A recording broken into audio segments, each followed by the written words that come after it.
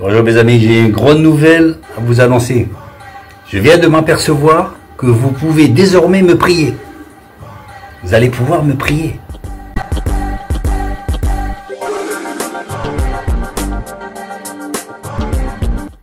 Si vous voulez quelque chose, je sais pas, une guérison, un travail, vous allez pouvoir me prier. Ça, c'est vraiment merveilleux. Donc, comme je fais partie du corps du Christ, étant chrétien, je fais partie du corps du Christ. Hein. Vous suivez mon raisonnement? Donc, quand vous me priez moi, en fait, vous priez le corps du Christ. Vous priez le corps du Christ, donc vous priez le Christ. Le corps plus la tête, quoi. Vous priez tout. Non, c'est merveilleux. Évidemment, je vous ai blagué un peu, hein, évidemment. Et ça sert. Vous voyez que c'est pas un peu... Hein? Vous voyez que le mec qui a pendu ça un peu, il est pas un peu... Hein? En fait, cette notion existe chez nos amis catholiques. Voilà, c'est pour ça qu'ils font la prière aux saints. Parce que les saints font partie du corps du Christ. Évidemment, ce n'est pas les vivants, ce sont ceux qui sont morts, hein, certainement. Voilà. Maintenant, ils prient des gens qui pensent être dans le corps du Christ. On a vu avec l'abbé Pierre. Si ça se trouve, il y en a qui ont prié l'abbé Pierre, qui...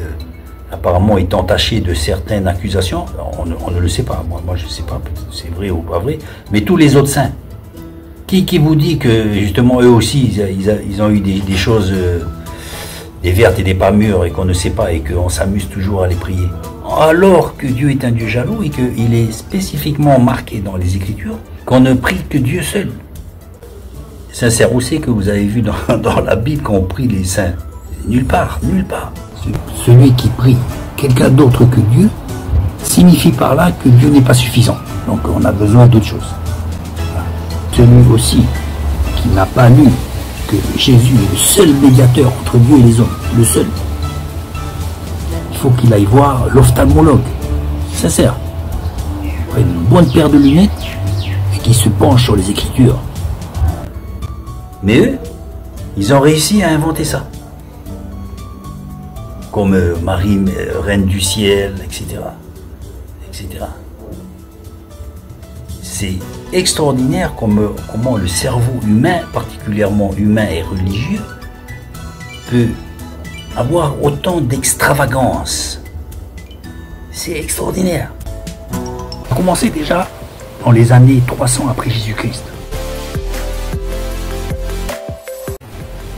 La fin de la première église, l'église primitive, dans les années 300, l'empereur Constantin est arrivé à prouver cette nouvelle église chrétienne qui était dans les catacombes. Et donc il a voulu la manager, parce que c'était brouillon. Il y avait des choses pas possibles, même ils en venaient souvent aux mains. Pour vous dire à tel point que les conflits étaient graves, c'est qu'il y avait des risques de dissolution de l'empire. Donc l'empereur était obligé d'intervenir. Trop, c'était trop. Donc il a été obligé que l'empereur puisse mettre un terme à toutes ces querelles de clochers. Il a dû intervenir. Donc on le voit, ce sont des gens de l'extérieur qui ont dû venir pour chapeauter l'église. Parce que l'église n'en était pas capable. Donc, un petit récapitulatif. 300, la fin de l'église primitive. 431, le culte à Marie. C'est les fausses doctrines qui ont commencé à venir. L'église n'était représentée que par l'église catholique. On peut dire que pendant ces périodes-là, l'église catholique est devenue catholique par la suite, est devenue vraiment simple d'esprit. Et je vais vous montrer pourquoi elle est devenue simple d'esprit. Regardez un peu le raccourci. 431, Marie, mère de Dieu. Donc comme elle a été mère de Dieu, donc on peut la prier. Ils ont fait vraiment fort. Pratiquement toutes les doctrines catholiques ou autres religions, c'est vraiment plus c'est gros, plus ça passe, quoi. Marie a été choisie pour être la maman de Jésus, homme. Jésus était à ce moment-là le fils de l'homme. Croyez-vous qu'un être humain peut être la mère d'un Dieu? C'est pas possible. Un être humain ne peut pas être la mère ou le père d'un Dieu. Donc vous voyez comment on extrapole et on échafaude des théories complètement farfelues pour pouvoir fabriquer une religion de toutes pièces. Alors il fallait simplement se cantonner aux écrits. Mais non, c'était peut-être trop simple pour eux. Je sais pas. Encore plus énorme encore. Marie, reine du ciel. Reine du ciel. Cherchez pas dans les Écritures, vous n'allez jamais le trouver. Mais eux, ils vont vous dire que comme c'était la mère de Jésus et que Jésus est le roi des rois, donc elle est la reine du ciel. Vous captez un peu? Marie, toujours vierge. La Vierge Marie, toujours vierge. Il faut qu'ils lisent un peu Jean chapitre 7. Donc j'en vois certains qui sont prêts à me prendre des pierres pour me lapider. Donc on va regarder nous-mêmes, ensemble, nous allons regarder ce que nous dit les Écritures. Moi, j'ai pas envie d'inventer quoi que ce soit. Ça ne m'intéresse pas. Moi, ce qui m'intéresse, c'est de regarder ce qui est marqué dans les Écritures. Alors, nous allons lire, simplement. D'accord? Regardons. Ses frères lui dirent, « Pars d'ici et va en Judée, afin que tes disciples contemplent aussi les œuvres que tu fais. » En effet, ses frères non plus ne croyaient pas en lui. Les frères de Jésus ne croyaient pas en lui. Pour ceux qui trouveraient outrageant que Marie ait eu des enfants après Jésus, il suffit de lire Marc chapitre 6, verset 3. Quelle est cette sagesse qui lui a été donnée? Et comment de tels miracles se font-ils par ses mains? N'est-ce pas le charpentier, le fils de Marie, le frère de Jacques, de José, de Jude et de Simon? Et ses sœurs ne sont-elles pas ici parmi nous? Ses frères ne sont-ils pas parmi nous? On ne peut pas parler de frères, de cousins ou de liens de familial. Ce sont vraiment des frères. Ça a été traduit en grec par Adelphos, signifiant le lien et la matrice. Donc il n'y a aucun doute à ce sujet que Marie et Joseph ont eu d'autres enfants après la venue de Jésus. Matthieu chapitre 1 verset 25 aussi nous dit que Joseph s'étant réveillé fit ce que l'ange du Seigneur lui avait ordonné, et il prit sa femme avec lui. Mais il ne la connut point jusqu'à ce qu'elle ait enfanté un fils, auquel il donna le nom de Jésus. Joseph ne connut pas Marie jusqu'à ce qu'elle ait accouché. Voilà. Donc Marie, perpétuellement vierge, il n'y a aucune explication. Elle ne fut plus vierge déjà. Quand Jésus est venu, il n'était plus vierge, puisque Jésus est venu. On pourrait dire que Jésus a enlevé la virginité de sa mère Marie. Mais simplement par son passage, par les voies naturelles. Naturellement. Quand Jésus est né, est arrivé, quand Marie a accouché de Jésus, elle n'était plus vierge. Quand Joseph a connu Marie, elle n'était plus vierge. Et elle n'était plus vierge. Mais je pense qu'il s'en fichait, parce que lui, il aimait Marie. Jésus a été fait sans Joseph par l'opération du Saint-Esprit. Mais ensuite, une fois Jésus venu, ils eurent des enfants. Le Christ avait des frères et des sœurs. Donc il faut, Marie toujours vierge, je pense que ceux qui tiennent de tels discours doivent se recycler. Simplement lire les Écritures, il faut se recycler. Il ne faut pas extrapoler, il ne faut pas inventer, il faut s'en tenir. Sola scriptura, et aveugle celui qui veut se rendre aveugle, qui sont encore plus aveugles. C'est pour cela que je le dis que certains de mes amis catholiques sont simples d'esprit. Ils sont toujours simples d'esprit. Quand on affirme que Marie est toujours vierge, il faut simplement revenir aux Écritures et lire simplement Jean chapitre 7 et d'autres passages qui nous fait voir clairement que Jésus avait des frères et sœurs. Voilà. Et même qu'ils ne croyaient pas en lui. Les frères de Jésus ne croyaient pas en lui. Ils disaient qu'il était fou. Il va trop loin, là, il était fou. Il est fou. Là, il va trop loin, il faut l'arrêter. Et apparemment, lors de sa crucifixion, la crucifixion de Jésus, il n'était pas là aussi. Seule Marie, sa mère, était présente. Prier Marie, c'est un manque de respect. C'est totalement un manque de respect. Reine du ciel, Mère de Dieu, éternellement vierge. Je me demande si toutes ces appellations n'ont pas été faites justement pour qu'on puisse se moquer de Marie. C'est un manque de respect. Il faut respecter Marie. Ceux qui lui donnent de telles appellations ridiculisent Marie. Ils la ridiculisent. Il lui donne des titres qu'elle n'a jamais eus. On l'appellera bienheureuse. C'est le seul titre qu'on peut lui donner, d'avoir eu la chance, le privilège, l'honneur et la grâce d'avoir porté le Messie. Ça, c'est formidable. C'est le seul titre qu'on peut lui donner, ce qu'elle a été la mère de Jésus, homme. Hein, rappelons-le, Marie a été la mère de Jésus, homme. Elle n'est pas la mère de Dieu non plus, puisque Jésus existait avant Marie. Mais écoutons ce que nous disent les Écritures, ce que nous dit Marie elle-même. Le contexte, c'est, comme vous le savez, les noces de Canaan. Marie nous dit à tous, faites tout ce que Jésus vous dira. Elle a dit ça aux noces de Canaan. Faites tout ce que Jésus vous dira. Si vous outrepassez les paroles de notre Seigneur Jésus, vous n'êtes plus dans le christianisme, vous n'êtes plus dans la foi. Vous vous mettez vous-même en dehors de la doctrine chrétienne. Il n'y a pas 20 000 doctrines chrétiennes, il y en a une seule. Il n'y a pas 20 000 livres, il y en a un seul, c'est la Bible. Pour ceux qui voudraient se référer aux traditions comme preuve suffisante, rappelez-vous quand même que le Christ, quand il était dans le désert et qu'il fut tenté par Satan, à chaque fois Jésus répliqua par ces phrases, il est écrit. Oui, mais il est écrit. Il est écrit et il est écrit. Il est toujours écrit. Et pour vous, vous n'avez rien d'écrit. Rien. Il n'a jamais dit, la tradition dit que si. Non, il est écrit.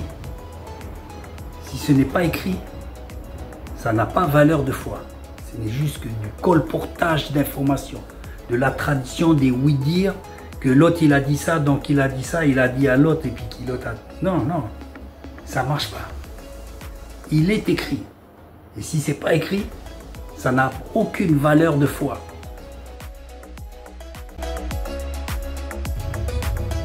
Je vous conseille de rester dans les Écritures.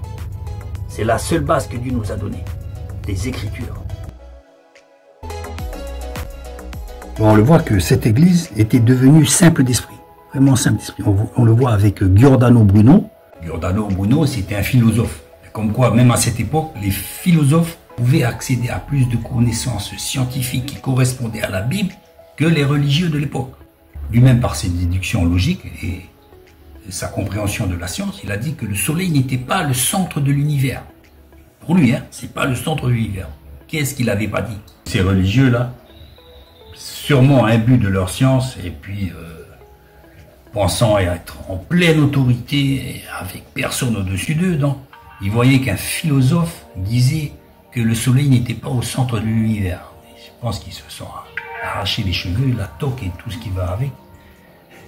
Donc, on va le brûler, mais avant, le mieux, c'est qu'on lui cloue la langue. Hein, avant de le brûler, on va lui clouer la langue sur un bois.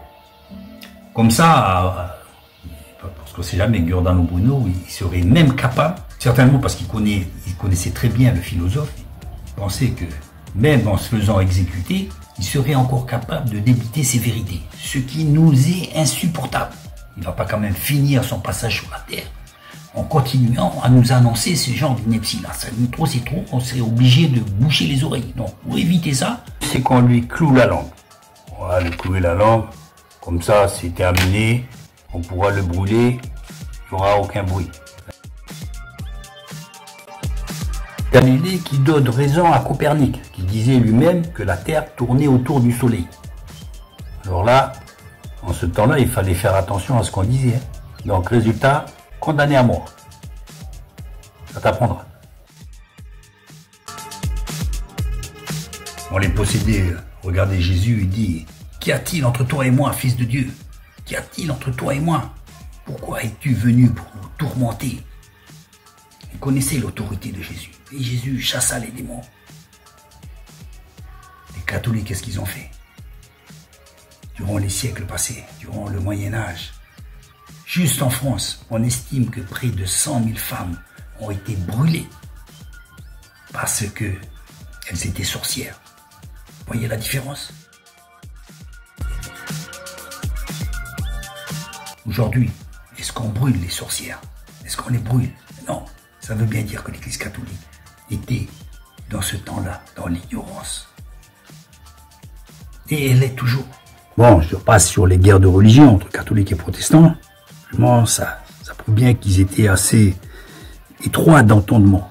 Ils pouvaient aisément faire la guerre pour des principes totalement personnels. Et infondés d'ailleurs bibliquement. Mais bon, ils ont fait la guerre et il y a eu des milliers de morts. Selon certaines sources, à la fin des guerres de religion, juste en Allemagne, la moitié de la population avait disparu. Là, ça a été radical. Et la guerre qui a été, je pense, la plus meurtrière, c'était la guerre de 30 ans. 30 ans, mais le résultat, c'était entre 3 et 11 millions de personnes mortes pour des conflits religieux. C'était radical.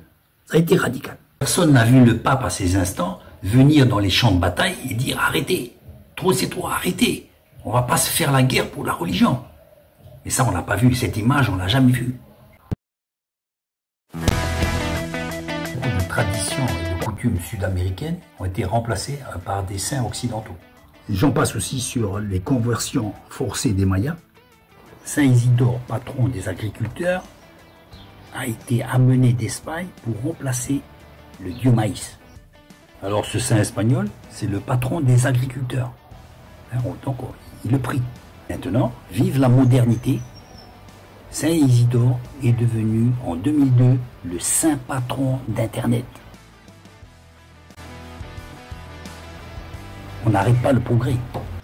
Actuellement encore dans certaines églises sud-américaines où on voit tout un folklore sud-américain, un mélange, une sorte de syncrétisme entre les traditions, dieux incas, mayas, mélangés avec la foi catholique, rentrer dans l'église pour continuer leur célébration. Ça se passe encore aujourd'hui. Si vous voulez plus de compromission, ça sera difficile à trouver.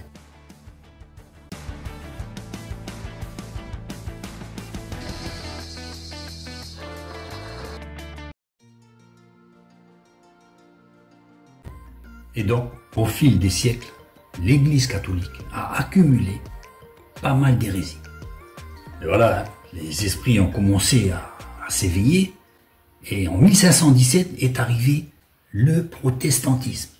Parce qu'ils voyaient que vraiment, là, ça y est, c'est trop. Ça a commencé à dériver, mais sérieusement, il fallait aussi payer pour avoir des prières pour le purgatoire. Payer, donc, c'est-à-dire le pauvre, en fait, nada, rien, niet. À partir du 9e siècle, commence à s'instituer le baptême pour les enfants, pour les bébés. Complètement, là aussi, anti-biblique, hein, on le voit bien, Jésus s'est baptisé à 30 ans.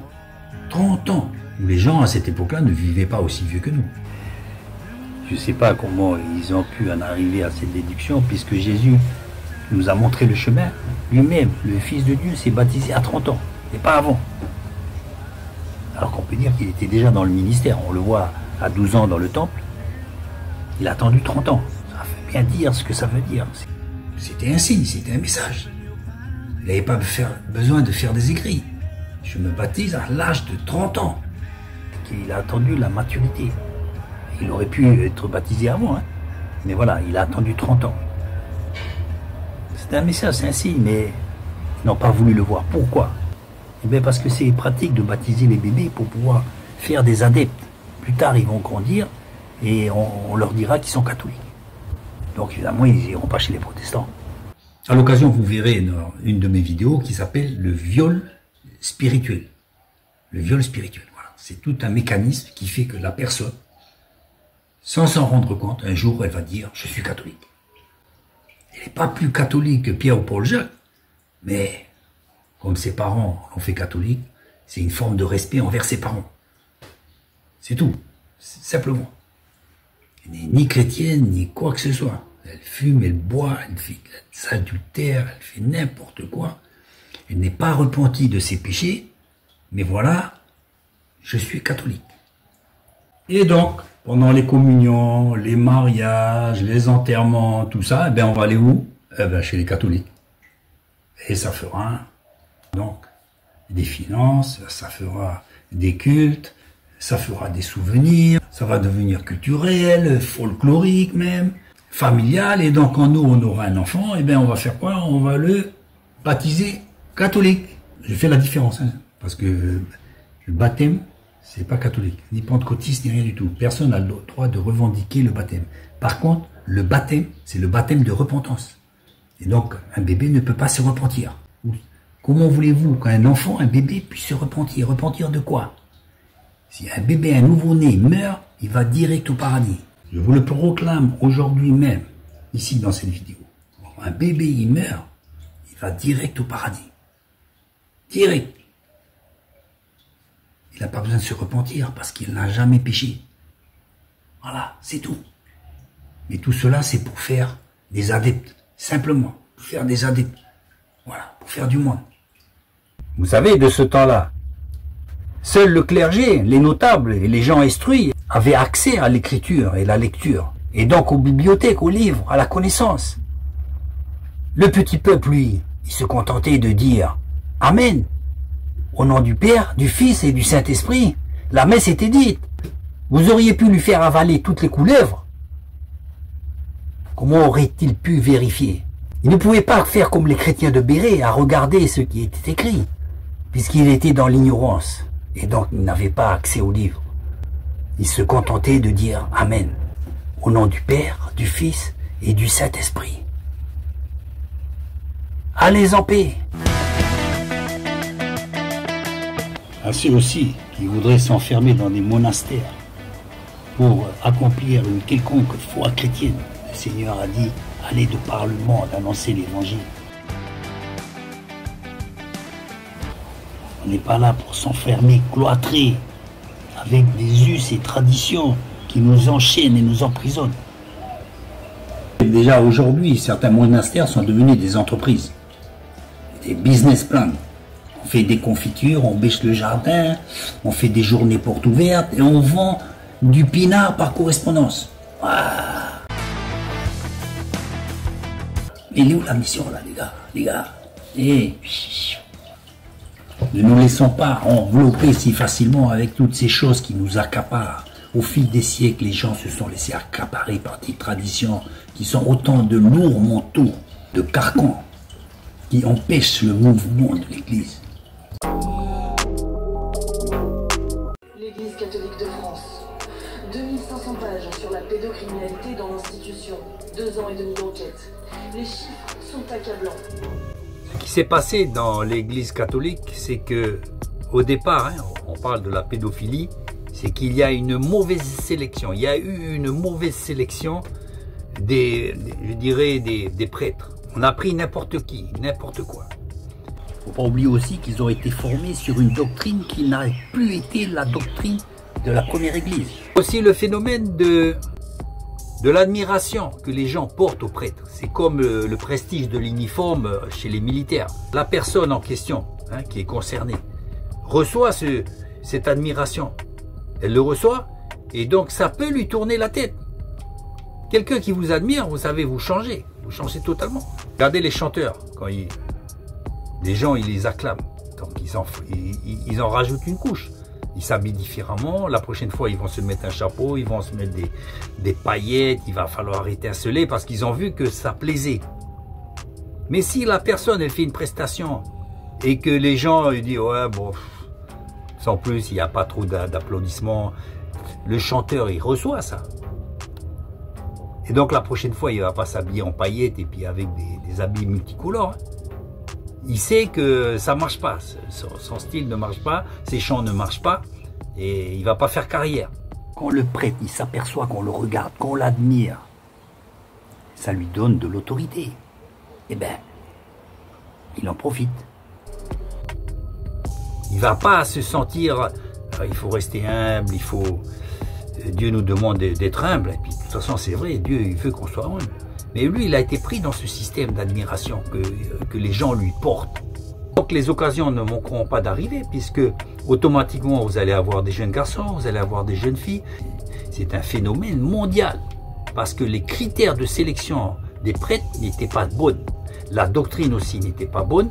En plus, il y a eu le phénomène, comme je le disais, d'admiration que les gens portaient au prestige de la tenue ecclésiastique. Et de fil en aiguille, on a vu cette explosion de pédophilie au sein de l'Église catholique. Ce fut une catastrophe. Les religieux depuis 1950. Cela fait en moyenne environ 13 mineurs agressés sexuellement chaque jour depuis 70 ans. Les défaillances, l'omerta sur le sujet pendant des décennies, la couverture institutionnelle pointe du doigt la négligence parfois volontaire de l'Église sur le sujet. La commission qualifie le caractère systémique du phénomène. Il y a le phénomène aussi du célibat, qui est tout à fait biblique. La Bible nous dit que celui qui est marié s'occupe des affaires de sa famille, de sa femme. Et celui qui est célibataire peut s'occuper des affaires du Seigneur.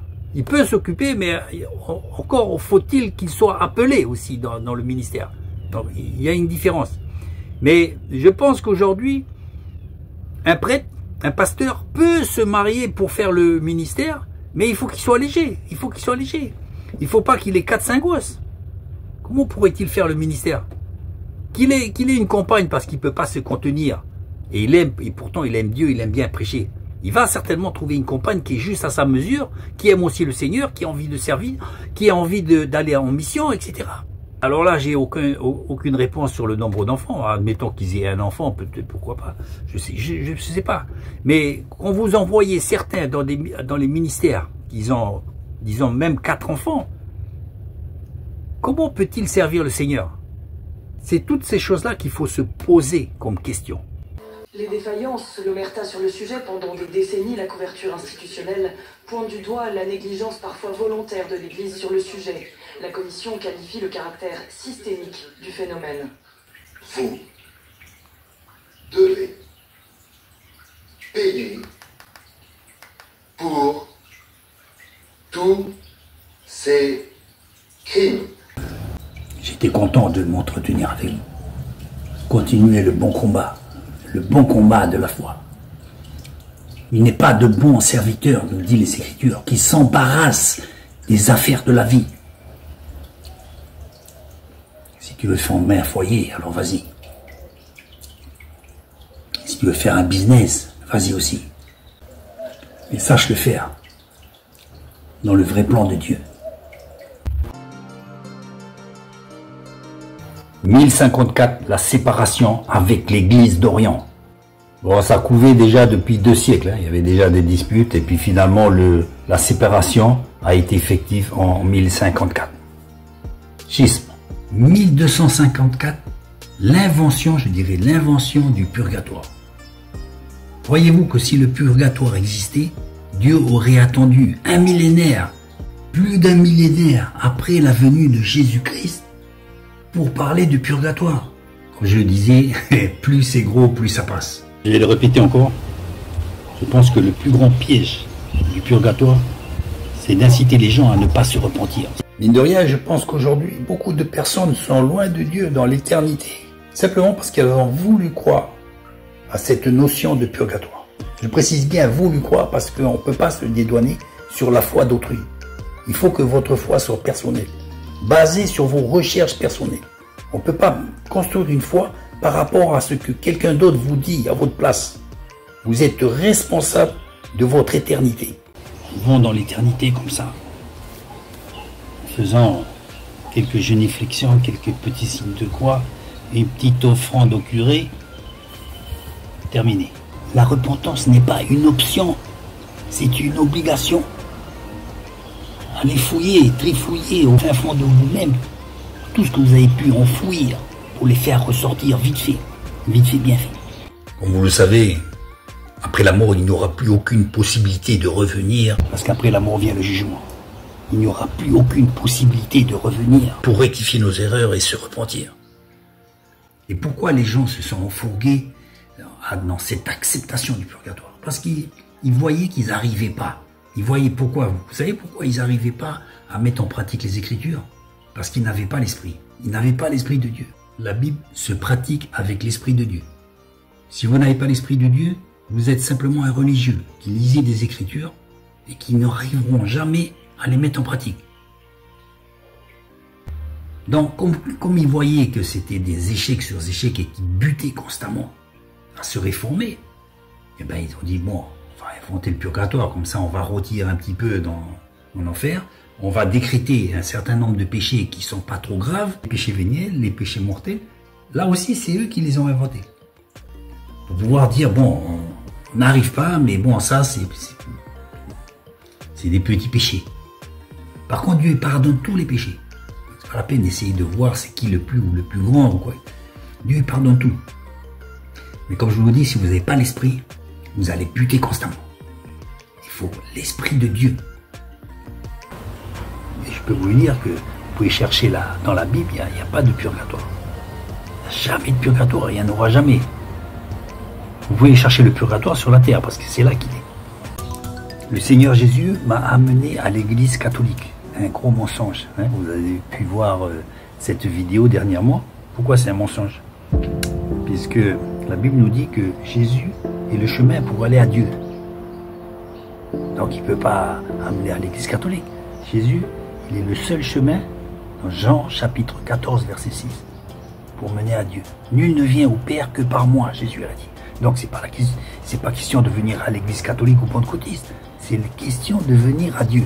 Donc déjà le gros mensonge, juste dans le titre.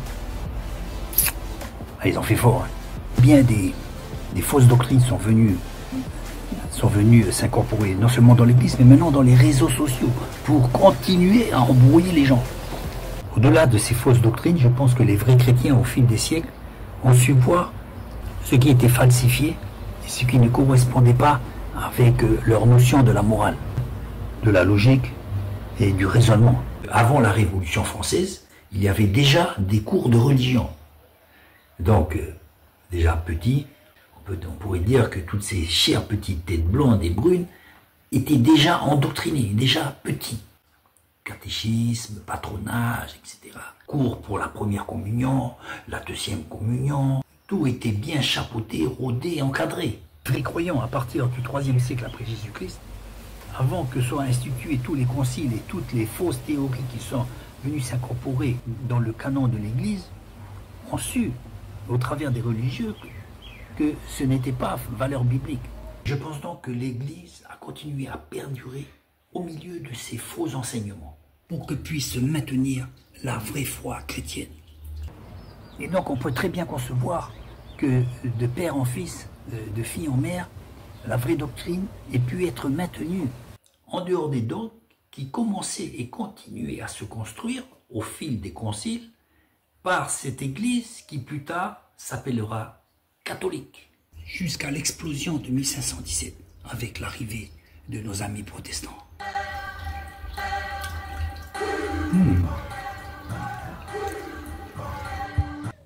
Et voici la fin de cette étude. Inutile de m'étendre plus longtemps. Ne soyons pas catholiques parce que nos parents ont été catholiques ou protestants parce que nos parents l'étaient. Non, revenons aux Écritures. En toute simplicité, je vous salue, à vous, à qui une grâce a été faite.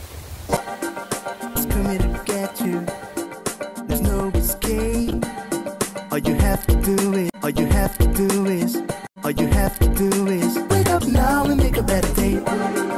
It's coming to get you. There's no escape. All you have to do is wake up now and make a better day.